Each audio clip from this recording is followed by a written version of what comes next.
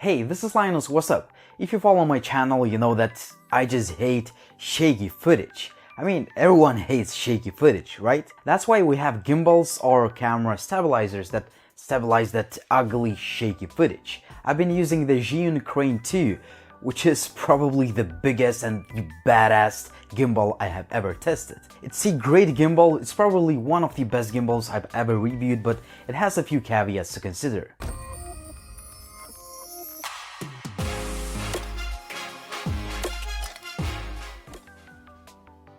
As always, you'll find all the links and show notes in the video description down below. At the time of this review, the Zhiyun Crane 2 costs less than $750, which may sound steep if you are new to the camera gimbals, but this is actually a great value considering the overall feature set.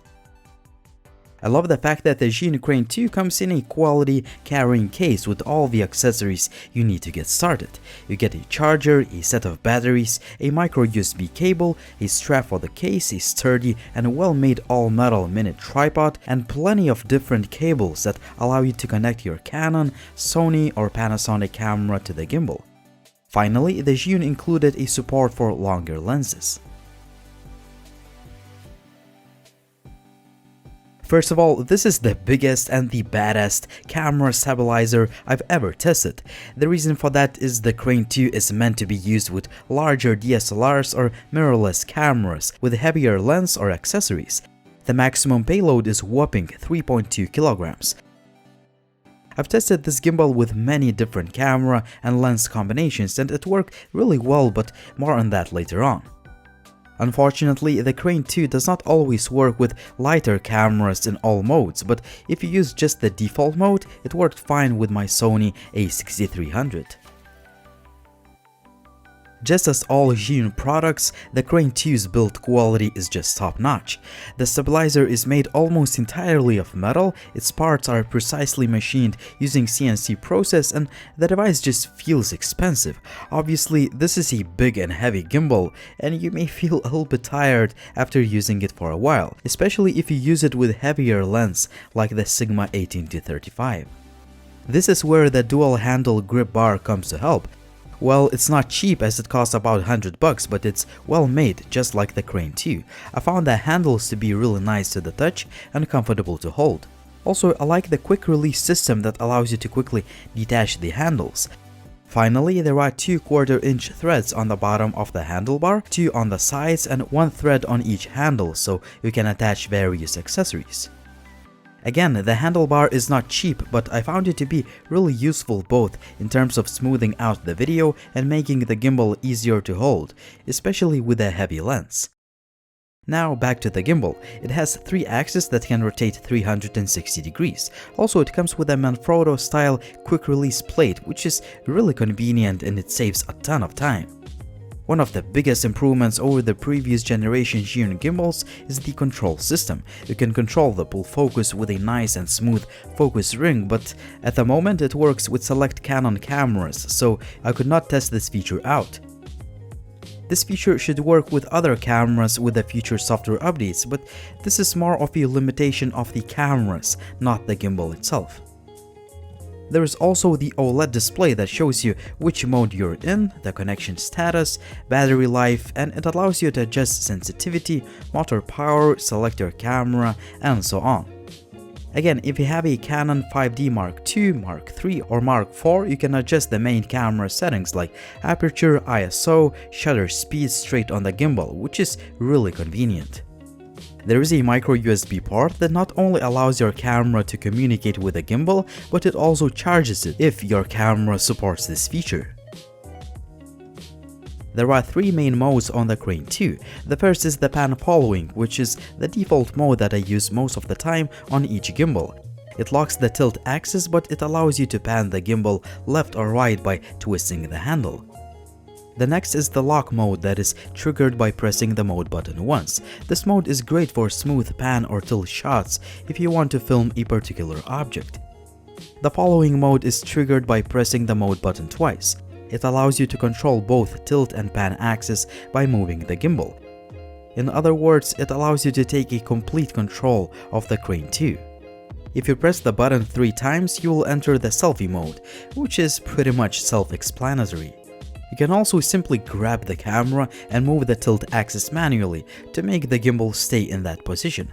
Finally, you can adjust the gimbal manually using the joystick, and I found this feature to be working fine. Another great feature is that if you turn the gimbal off, it will gently shut down, meaning that your camera or the lens will not smash into the gimbal if the camera is not properly balanced. You can also control the gimbal using the Zhiyun Assistant or Z-Play app. Again, there are a few different modes and settings to play with, just like on any other Zhiyun gimbal. One of my favorite features is that you can adjust the gimbal speed manually to get even smoother footage. As you may see, the Crane 2 performs really well, and you can get some amazingly smooth and nice shots with it.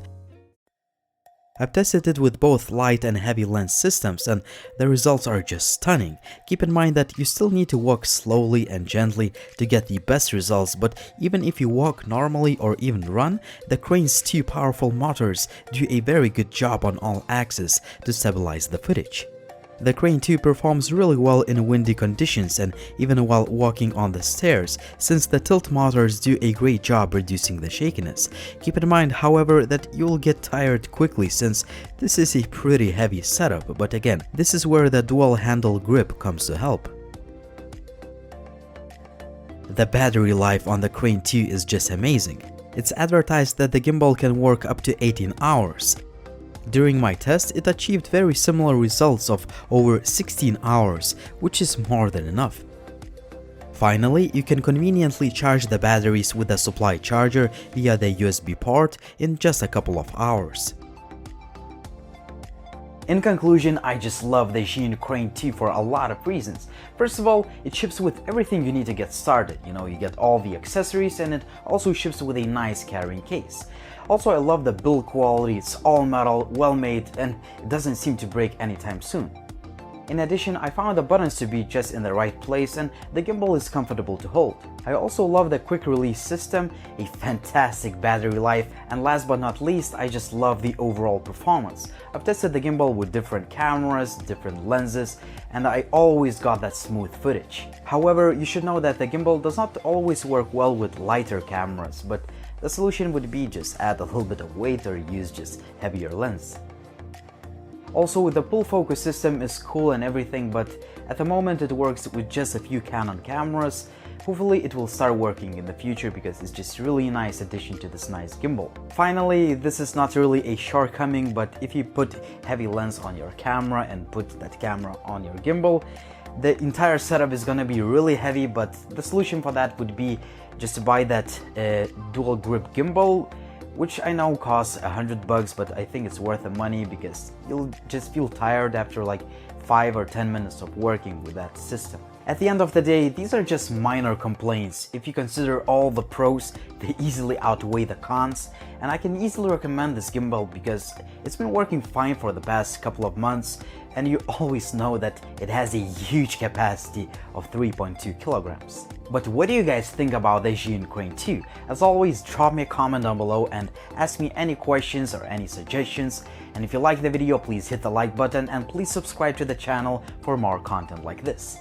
It was Linus, thank you for watching and see you soon.